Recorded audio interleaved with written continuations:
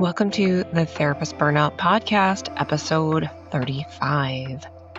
Hey, therapist. Today I'm talking with you about transitions and terminations in therapy. And I think it's a big issue that comes up for my therapist clients who are largely leaving therapy practices or agency work. So it's a timely topic for them.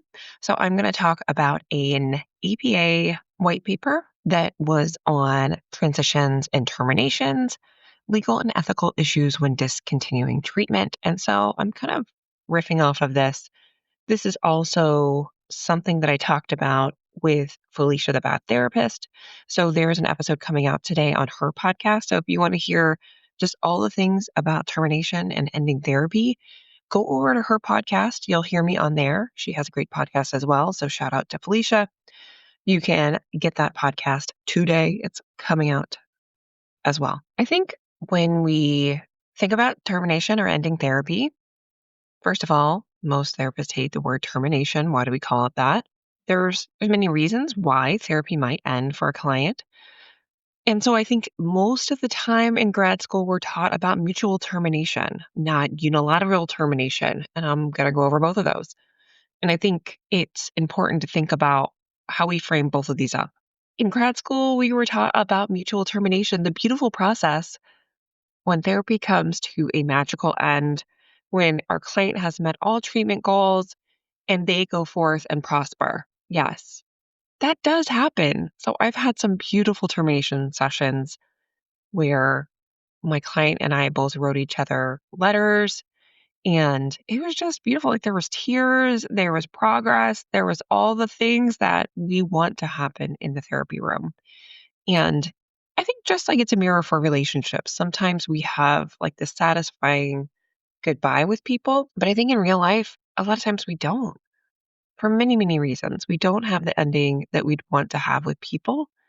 And so I think it's important that we talk more and more about unilateral termination and how the therapist can struggle through that process. Just more of an aside on mutual termination. So I think the best way I saw this mirrored in my training was when I was running a process group. I talk a lot about this process group experience that I had on internship. I feel like all of my career, I'm trying to get back to this process group. So I plan to go to a process group training, not because I'm doing therapy, because I think it would actually be great for me to do and great to bring some of those skills to groups of therapists that I work with. So it's my hope to just continue to up-level my skill on that area. So I remember my senior therapist having a termination session with the group where everyone wrote what we thought about each one of the group members on little index cards.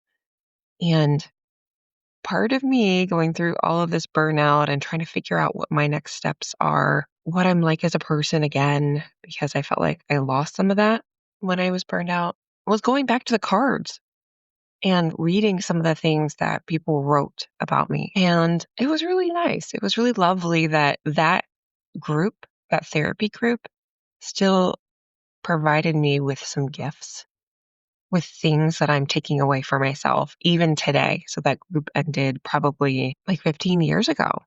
So I think we can't, number one, we don't know all of the little seeds that are going to sprout from the therapy that we provide to our clients.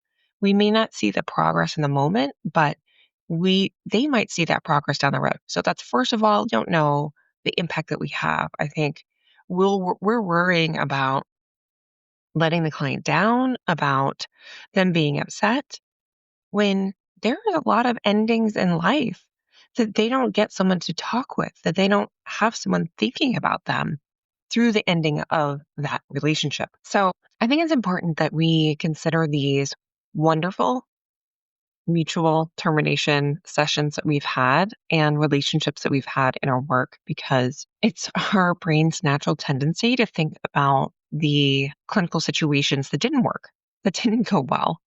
And so bringing these up is really important. So a lot of times when my brain just wanted to tell me that, oh, you failed your private practice, like you obviously let a lot of people down. And that was more early on in the process. I think more and more I'm telling myself that I did some really, really good work with a lot of people. I think of a couple of clients in my mind's eye right now. Their trajectory in therapy was just beautiful. And so I think a lot of times I have to go to that place and with those clients that I still hold so near and dear to my heart, because I think we often think of the situations that didn't go well and that we wished we would have either done better, said different things, but we're human. So we don't do those things. So it's important. I always tell my clients, I used to tell my clients rather, that the brain is like Teflon. We don't use Teflon anymore. We'll say the brain is like a nonstick pan for positive experiences. They go in, they go out, they don't stay. So it's really important that we have to cement those into our memory. We have to bring all those glimmers, if we're thinking of polyvagal theory, into our nervous system and remember them. Mutual termination, I like to think of all the ways that I've ended that I've really enjoyed working with clients. So I often suggest it to my clients as a way to end therapy that we would write cards to each other and give them and read them to each other at the last session. And some of my clients were really reluctant. I never made anyone do that, but I suggested it would be a really nice gift for them to take with them. And I would do that for them, whether or not they would want to do that, that was okay. But I found that reading those cards to each other in session was really, really meaningful to them. And so that was a way and a tangible thing they could take with them that's not like a thing, right? It's a card, it's a note, and sometimes it could just be handwritten. Doesn't really matter, but reading those to each other kind of cemented the progress that they had in the therapy room. And just thinking for me, like I didn't realize this. I was more thinking in terms of the client, but it really, was meaningful to me as well. So in the mind frame of mutual termination, it's okay that we also get something from that too. That we're looking at the progress that we saw in our clients and bringing that into our nervous system. Okay. So we often talk about mutual termination, but not enough about unilateral termination. So let's dive into that. So unilateral termination in therapy is the decision to end the therapeutic relationship. And that's made either by the therapist or the client without a mutual agreement. Okay. So looking at our ethics code. I'm just using APA code because that's my code. But when I looked at some of the similar ethical codes, there's a lot of overlap. So I think we can kind of gain that there's going to be some overlap here. So therapists are ethically required to terminate therapy when it's clear that the client is no longer benefiting from it or when continuing may even cause harm. I think that's important to realize when continuing may even cause harm. Oftentimes, when clients stop progressing, the therapist is going to feel drained or stuck in the process. And I think if we're mindful of how we can care for ourselves as therapists, this is one of the biggest things that we can do when we can really look often at our clinical work and that really does take someone from outside of us. It's hard for us to have that lens of looking at our clients and seeing them objectively because we're invested emotionally into their progress. So it's vital that we're aiming to do good while preventing harm. Continuing therapy that isn't helpful leads to burnout for therapists and stagnation for clients.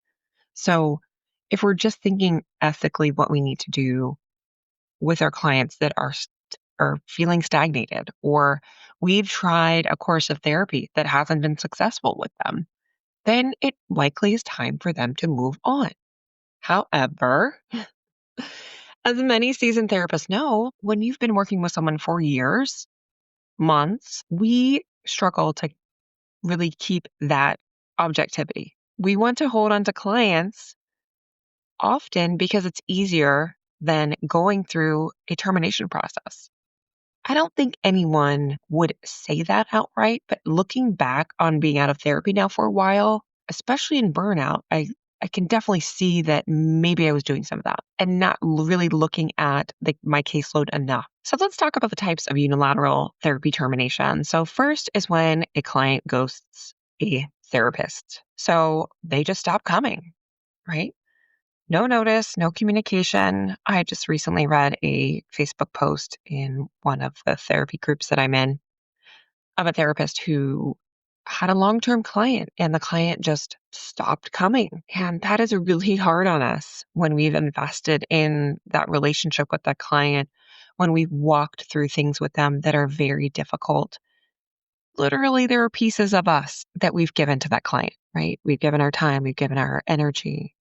Yes, it's a professional relationship, but it's very intimate. And the real care that we give the client is real. And so I think we're always left to wonder when a client ghosts or just leaves, doesn't really talk to us about why they have left the therapeutic process. Why? And that impact on us. So I think acknowledging the emotional toll that it takes on therapists when clients ghost, such as feelings of rejection, confusion, or concern for the client's well-being. I think the first things a lot of us sit with is the rejection. That's human. When we've invested care into someone, we've invested so much into someone that we feel rejected.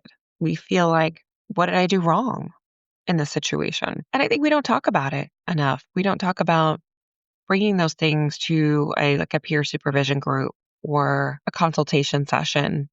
I don't think I talked about it much with anyone else. I mean, I talked with it with my partner, who's also a psychologist, when that happened, but not really. And I think it's those things that stack, right? We have these situations where clients leave and they don't tell us what's happening. They don't, I think the core thing is that they're not seeing our humanity, not giving us the benefit of that closure that we need, but we can't ask for. So some ethical considerations to think about are that we should definitely reach out to the client and clarify the status of the therapeutic relationship and try to offer them a termination session if possible.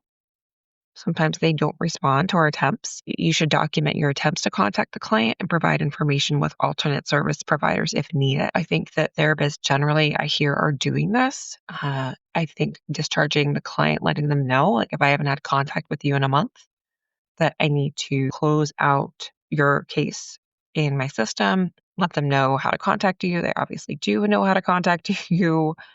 They are just not responding. Okay. The second type of unilateral termination is when a client dies. So I've talked about this quite a bit on the podcast. I talked about this in episode 12, Secret Grief, Attending to the Loss of Therapists. So check out that episode if that's something you struggled with in the past. I talk about my experience of losing two clients during the pandemic. And so if that's something that's happened to you, I definitely recommend listening to that one. I talked about a lot of resources, including for clinicians who've had clients who've died by suicide. I didn't have a client who died by suicide, but I think that's another whole layer to a unilateral termination that is wrought with all kinds of emotional layers for clinicians. So certainly check that out. When a client dies, handling the personal and professional grief is important, as well as liability. So certainly for a death by suicide, thinking about, calling your malpractice insurance, making sure that you follow any procedures you need to follow through them to make sure that you're kind of covered. That's important. But then really attending to your personal and professional grief.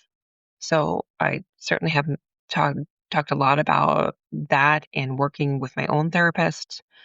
Also continuing to seek support through professional networks, supervision, things of that nature. Our ethical code mandates that we protect privacy and confidentiality of our clients, including after their death, unless required otherwise by law. So, I continue to think of those two clients that passed away during COVID.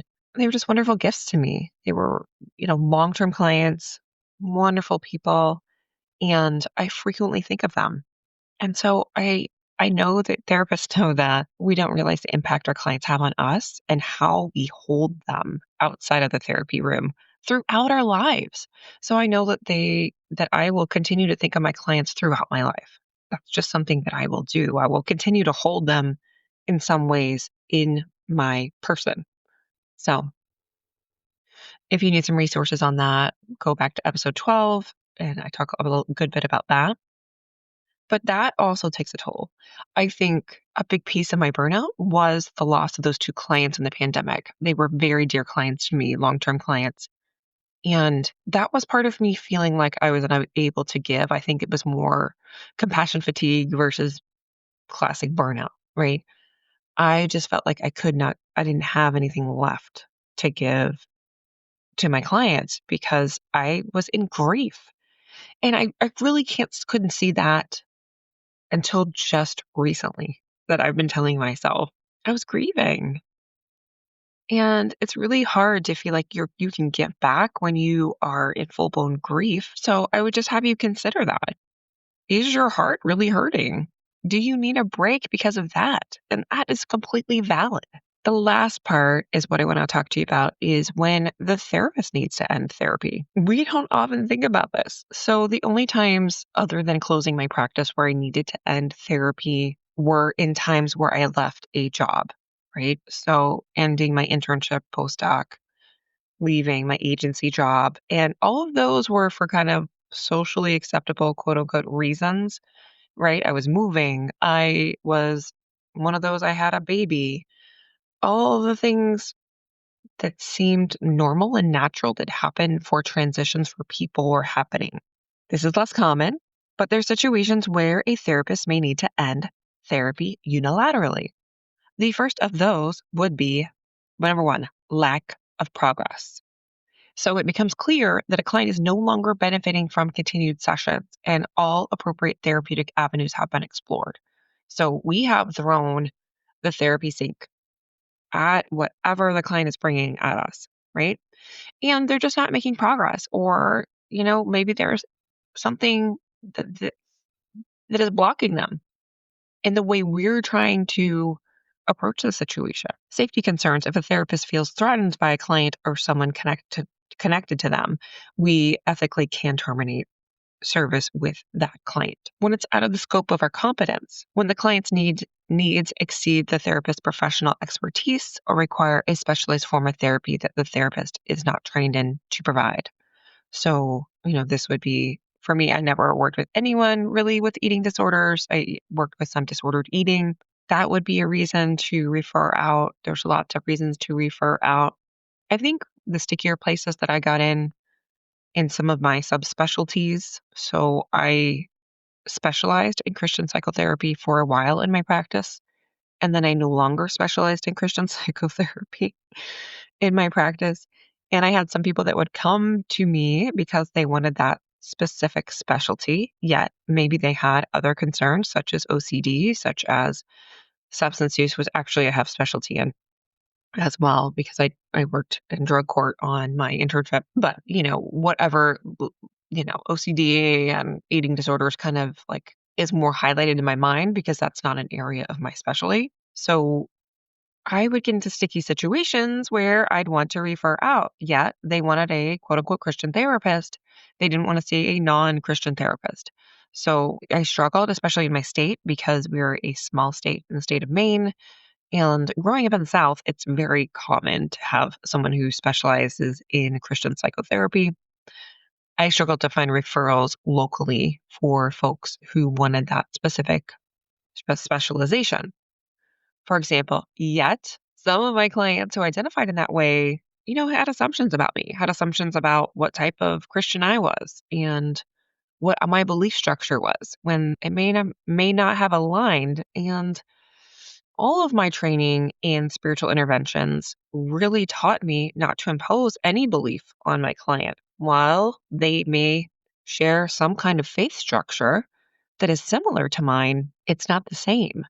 And so I think really my training in spiritual diversity taught me that we just don't know how someone is going to present or identify. And I think that just comes with diversity in general. Whereas if I would do that with a client and say, oh, well, you're Christian, so you believe X, Y, and Z about Christianity. No, there's so much diversity and variety, even in that subset. So I think for me, also that pressure of clients seeing me in a particular way because they knew that one part of me and then had assumptions about what that meant about me. And that came up so much in the therapy room, especially around 2020 election cycles. I know we're about to go through another election cycle. And clients like to have assumptions about what we believe and the values we hold, right? So I really went off on a tangent there. Okay. And another reason why we may need to end therapy is due to our own mental health or ability to provide care to the client. So if our own mental health or ability to provide competent care is compromised, maybe that's with some countertransference issues that are happening with that particular client, then we should refer out.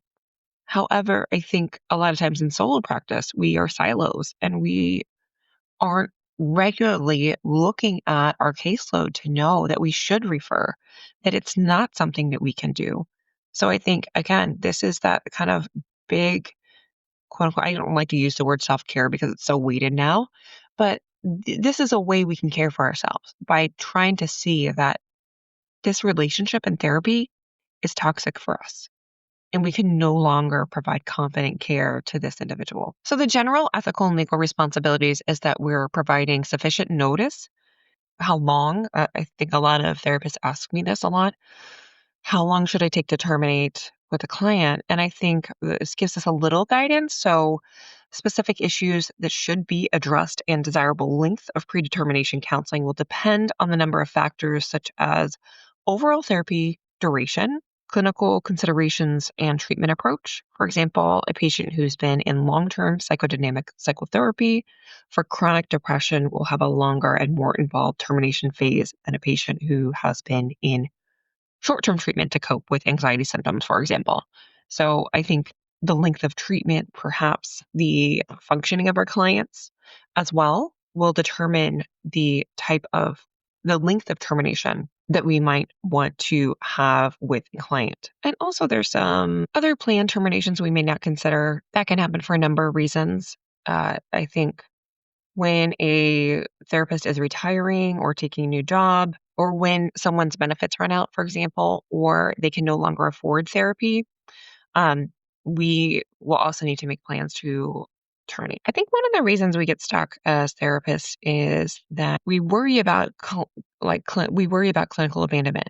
So, for example, the New York rules for boards of regents state unprofessional conduct for psychologists and any other listed health professionals shall include abandoning or neglecting a patient or client under and in need of immediate professional care without making reasonable arrangements for continuation of care, or abandoning a professional employment without reasonable notice. Furthermore, so abandonment represents a failure for the psychologist to take the clinical indicated ethical appropriate steps to terminate professional relationships. Although psychologists may become concerned when they need to unilaterally terminate therapy, legal and/or state board actions against psychologists for abandonment appear to be rare. So I just want to cement that point.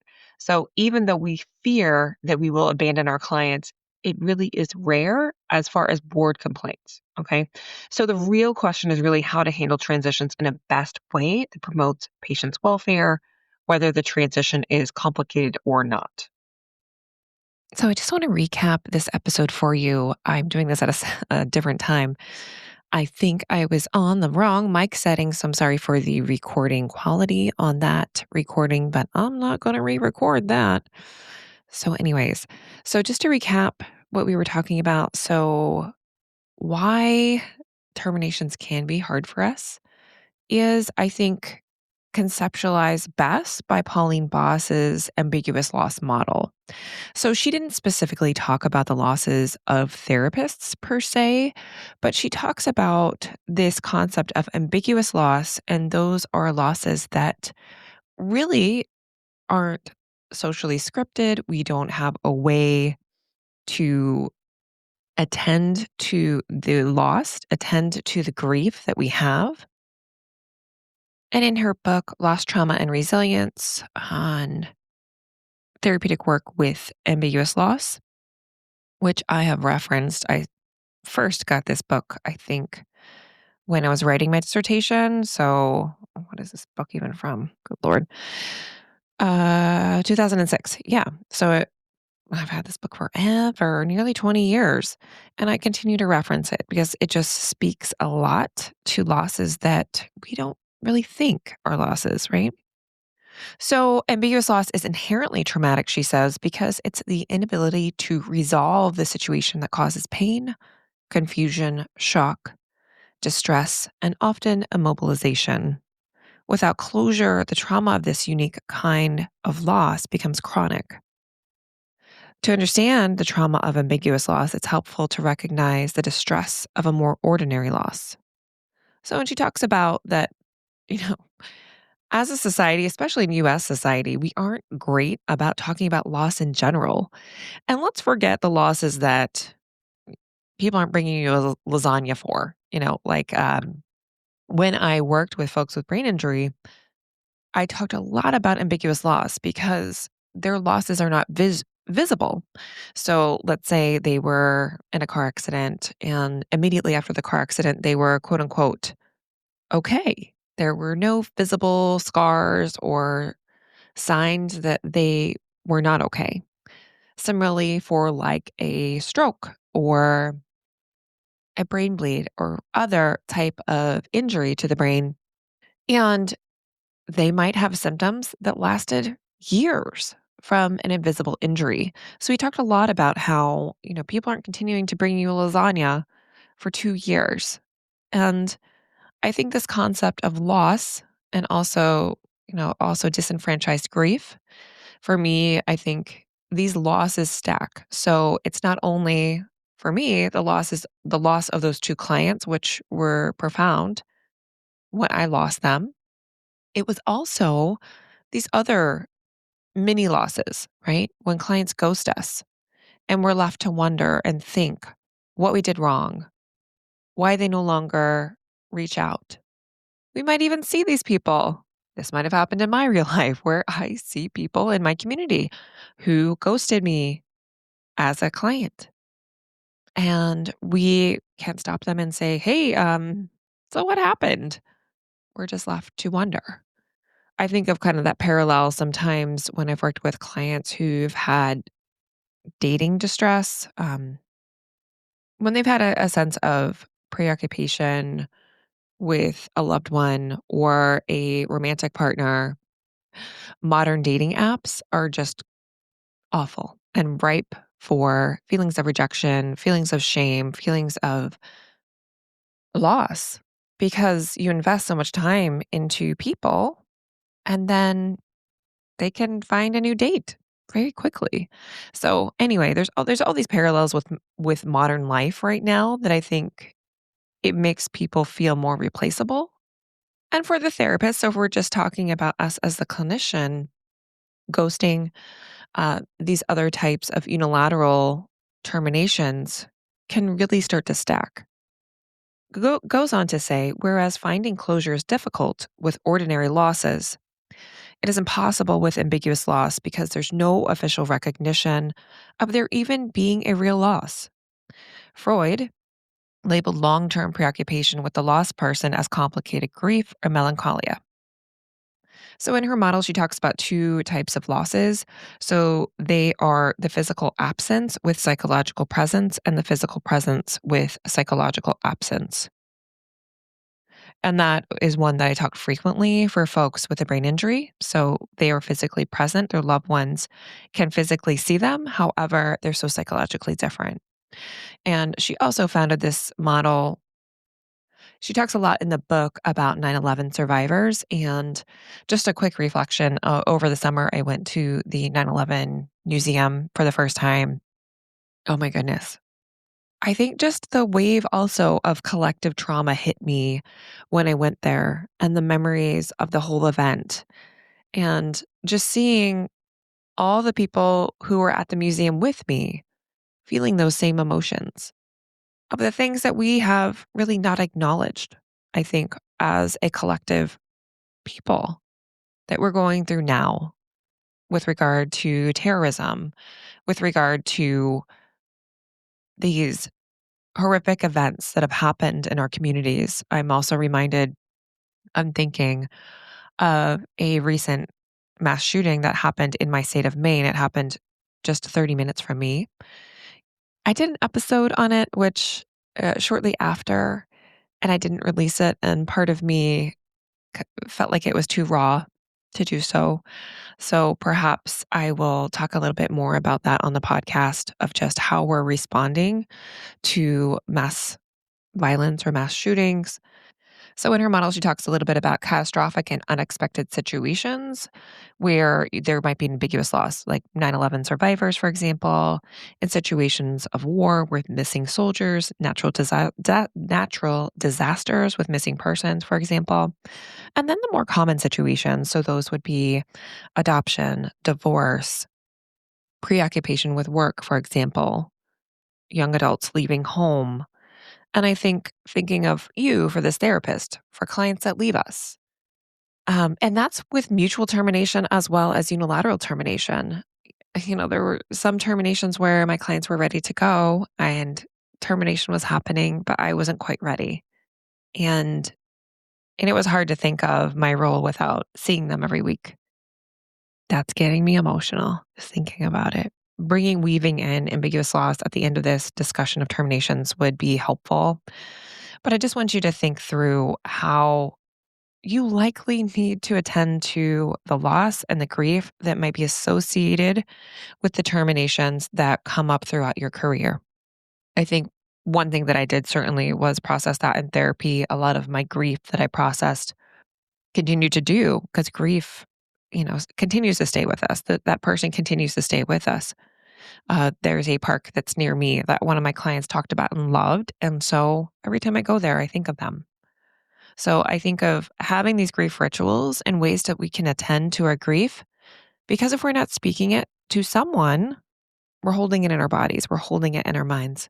So I would just have you think through that about how these losses have impacted you and what you can do. So a number of things I talked often about grief and the work that I did, whether it be a traumatic loss for a client or just attending to their own grief of the loss of self.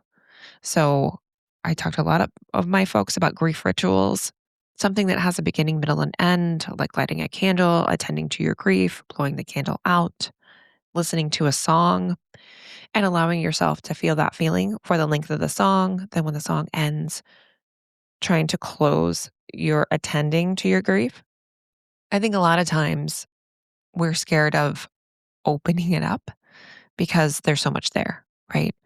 But I think having something that has that beginning, middle, and end with attending to the loss of one of my clients, I would do a walk at that park that's nearby me. So I would start the walk, think of that client, and then end the walk. Again, some bilateral stimulation is happening with walking, moving side to side. I'm an EMDR therapist by training, so I think through these things a lot. So I'd have you think through the strategies you can do to attend to some of the losses that happen with termination, and especially thinking about your own mental health support that you might need through this, especially if you've had a loss of a client. Okay. I hope this has been helpful. If you need support in managing termination loss, there's a lot of resources. I'm going to include those for clinicians who have had a death of a client. And there's different groups online that help support clinicians. So just reach out, I think, and build some community there. Also, thinking about personal therapy is always a recommendation that I tell you. And also thinking about for therapists, when I work with therapists, this is one of the big things we work on because when you close a practice, thinking about all of those terminations is overwhelming because for many of you who have been in private practice or been at your job for a long time, the thought of ending therapy with all of those people is really overwhelming. I think therapists are scared of upsetting them, of doing harm, of them getting angry, of all of the above. And we don't really talk about that a lot in our training. So that's a big part of what I support therapists with when they're ready to close, helping them walk through that termination part of it, the endings. And some of them are beautiful and wonderful. And I would say that is the majority of them from my experience. However, there are some that are really tricky. So if you need support, reach out to me. I'd love to talk with you more about how I can support you. So I'll put a link in the show notes with just a way to connect on a consult call And if we work together, that's great. If not, I really treat it as like, hey, we're just talking. So love to talk with you more. Have a good one. Thank you for listening to the Joy After Burnout podcast. Be the first to hear new episodes by following the podcast in your podcast player. This is an informational podcast only. Any information expressed by the host or guest is not a substitute for legal, medical, or financial advice.